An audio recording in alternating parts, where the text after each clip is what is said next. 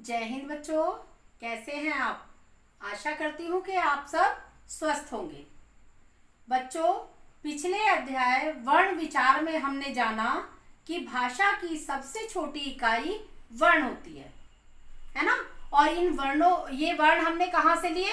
जो हमने ध्वनियाँ सुनी उनसे हमने वर्णों का निर्माण किया। इसी तरह हमने अपनी भाषा के विकास के लिए वर्णों को मिलाकर शब्दों की रचना की। तो आज जो हम पाठ पढ़ने जा रहे हैं वह है व्याकरण में पाठ 3 शब्द विचार। तो बेटा, शब्द किस तरह से बनाए जाते हैं? शब्द वर्णों के सार्थक मेल से बनते हैं। देखिए बच्चों, जैसे परिवार,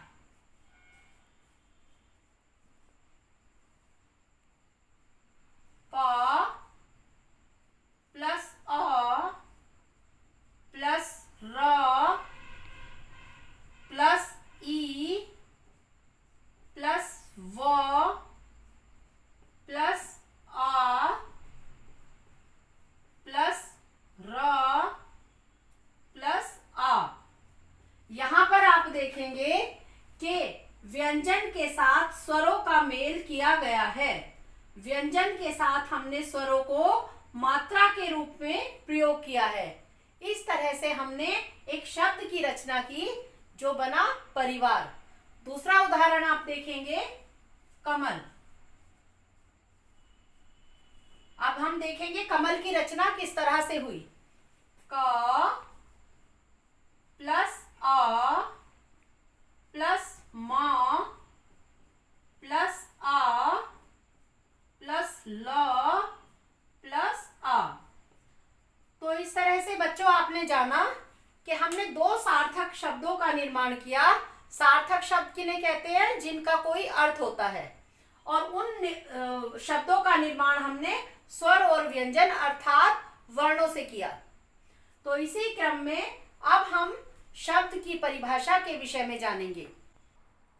तो शब्द की परिभाषा है हमारी, स्वर और व्यंजन के सार्थक मेल को शब्द कहते हैं। अर्थात हम इसे इस तरह से भी बोल सकते हैं कि वर्णों के सार्थक समूह को शब्द कहते हैं।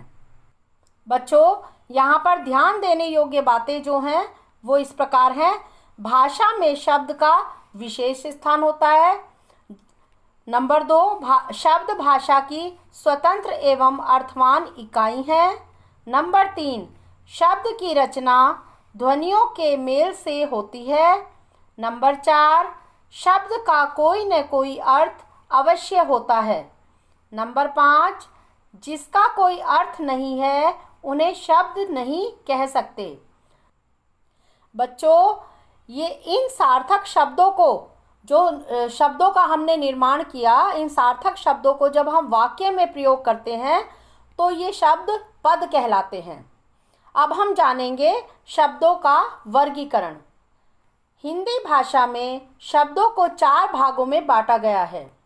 नंबर 1, रचना या बनावट के आधार पर। नंबर 2, अर्थ के आधार पर। नंबर 4, स्रोत या उत्पत्ति के आधार पर। और नंबर 4, प्रयोग के आधार पर। तो बच्चों, सबसे पहले हम पढ़ेंगे रचना के आधार पर शब्दों का निर्माण। नंबर 1, रचना के आधार पर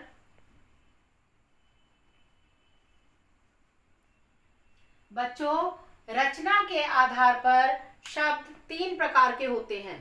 नंबर 1, क रूढ़ शब्द। नंबर ख यौगिक शब्द।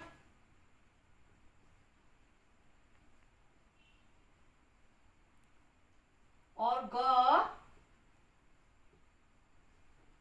योग रूढ़ शब्द। इसमें सबसे पहले हम पढ़ेंगे रूढ़ शब्द। बच्चों, रूढ़ का अर्थ है प्रसिद्ध। जो शब्द अखंड रहकर किसी विशेष अर्थ के लिए प्रयोग किए जाते हैं और जिन शब्दों के खंड करने पर या उन्हें तोड़ने पर उनका कोई अर्थ नहीं निकलता, ऐसे शब्दों को हम रूढ़ शब्द कहते हैं। जैसे देखिए आप, देखिए जैसे शिव, शिव का अपना एक विशेष अर्थ है। यह एक अखंड शब्द है, प्रसिद्ध शब्द है, सभी जानते हैं कि शिव किन्हें कहते हैं। लेकिन जब हम इनके टुकड़े करेंगे या इनके खंड करेंगे तो क्या बनेगा बेटा? शी प्लस व। और शी और व का अपना कोई अर्थ नहीं होता। जब हम इनको अखंड कर देते हैं, इनको जोड़ देते हैं, तो इनका अर्थ निकल कर आता है, एक विशेष अर्थ निकल कर आता है। और टुकड़े करने पर ये रूढ़ हो जाते हैं, इनका कोई अर्थ नहीं होता। इसका दूसरा उदाहरण आप देखेंगे, कान। अब कान को हम हमेशा से सुनते आ रहे हैं, ये एक विशेष अर्थ के लिए प्रयोग किया जाता है, जिससे हम सुनने का कार्य करते हैं, उसे हम कान कहते हैं बच्चों। और ये पारंपरिक है, पुराने टाइम से चला आ रहा है, इसका विशेष अर्थ है। लेकिन जब हम इसके खंड करेंगे, इसके टुकड़े करेंगे, तो ये क्या हो जाएगा? का प्लस ना, अर्थात इनका अलग अलग कोई अर्थ नहीं है, ये विशेष अर्थ के लिए, कान के लिए रूढ़ हो गए हैं। तो इस प्रकार रूढ़ शब्द विशेष अर्थ के लिए रूढ़ हो जाते हैं। रचना के आधार पर दूसरा शब्द है बच्चों यौगिक शब्द। नंबर खा, यौगिक शब्द। यौगिक का अर्थ होता है दो अलग अलग शब्दों को जब हम मिलाकर कोई तीसरा शब्द बनाते हैं तो बेटा यौगिक शब्द का निर्माण होता है। जो दो अलग अलग शब्द होते हैं उनका अपना अपना अलग अलग अर्थ होता है, और उनसे मिलकर जब तीसरे शब्द का निर्माण होता है उसका अपना अलग विशेष अर्थ होता है। जैसे देखिए बेटा, रसोई प्लस घर। यहाँ पर रसोई का अपना अर्थ है, रसोई मतलब खाना बनाना, घर माने रहने का स्थान। तो ये दो अलग अलग अर्थ वाले शब्द जब हमने एक साथ मिलाए तो तीसरा शब्द इसमें क्या बनता है? रसोई घर। इसका अर्थ है रसोई या खाना बनाने का स्थान। इसका दूसरा उदाहरण आप देखेंगे, डाक प्लस घर। यहां पर डाक का अर्थ है पत्र, चिट्ठियां, और घर का अर्थ है रहने की जगह। तो दोनों शब्दों का अपना अपना अर्थ है, ऐसा नहीं है कि एक का अर्थ है दूसरे का अर्थ नहीं है। यौगिक शब्द में ये महत्वपूर्ण बात है कि दोनों शब्दों के अपने अपने अर्थ होते हैं, और जब तीसरा अर्थ उन दोनों शब्दों को मिलाकर बनाते हैं तो उसका अपना अर्थ निकलता है। तो ये मिलकर क्या बना बेटा? डाक घर, अर्थात चिट्ठियां रखने का स्थान। तो इस प्रकार से हम यौगिक शब्दों की रचना कर सकते हैं। नंबर 3 है बच्चों योग रूढ़ शब्द। तो योग रूढ़ शब्द वो होते हैं जो पहले योग करके बनते हैं और फिर किसी तीसरे अर्थ के लिए वो रूढ़ हो जाते हैं। पहले दो शब्द मिलकर एक शब्द बनता है, फिर उनका विशेष अर्थ पता चलने पर वह रूढ़ हो जाता है, उस विशेष अर्थ के लिए रूढ़ हो जाता है। तो ऐसे शब्दों को हम योग रूढ़ कहते हैं। देखिए योग रूढ़ शब्द किस प्रकार से बनते हैं।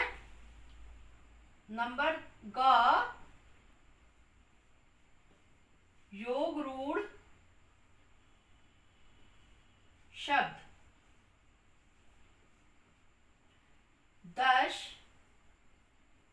प्लस आनंद। बच्चों यहां पर 10 एक संख्या के विषय में बता रहा है, 10 संख्या के विषय में, इसका अपना अर्थ है। और आनंद माने सिर, इस आनंद का अपना अर्थ है। जब हम इससे शब्द का निर्माण करते हैं तो क्या बनता है? दशानन, अर्थात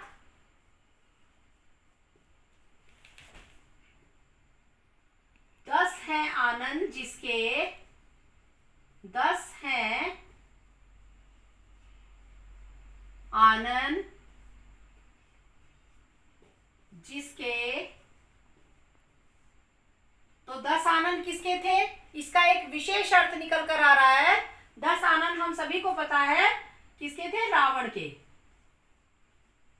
तो बच्चों, ये जो हमने शब्द का निर्माण किया, 2 शब्दों के योग से हमने दशानन बनाया, ये अपने विशेष अर्थ रावण के लिए रूढ़ हो गया है।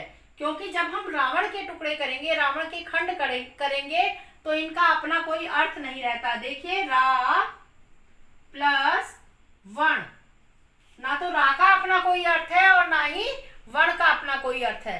तो ये अपने विशेष अर्थ के लिए दशानन रूढ़ हो गया, इसलिए ये शब्द क्या कहलाए? योग रूढ़ शब्द।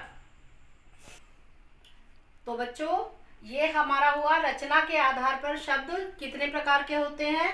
अब नंबर 2 है हमारा अर्थ के आधार पर शब्दों का वर्गीकरण।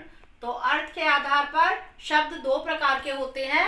नंबर क सार्थक शब्द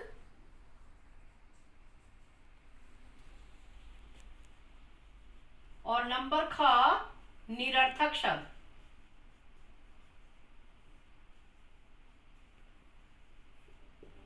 सार्थक शब्द जिनका कोई अर्थ होता है, जिनका अर्थ निकल कर आता है, उन्हें हम सार्थक शब्द कहते हैं।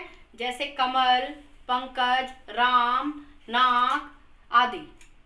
और निरर्थक शब्द जिनका जो हम आम बोलचाल की भाषा में प्रयोग तो करते हैं, लेकिन उनका कोई अर्थ निकल कर नहीं आता। जैसे अक्सर हम कह देते हैं चाय वाय, पेड़ वेड़ आदि। तो बच्चों, अर्थ के आधार पर शब्दों के 2 ही भेद होते हैं, नंबर 1 सार्थक शब्द और नंबर 2 निरर्थक शब्द। तो बच्चों, आशा करती हूँ कि यहाँ तक आपको शब्द निर्माण समझ में आ गया होगा। इससे आगे के 2 भेद हम अपनी दूसरी वीडियो में करेंगे। Thank you, have a nice day.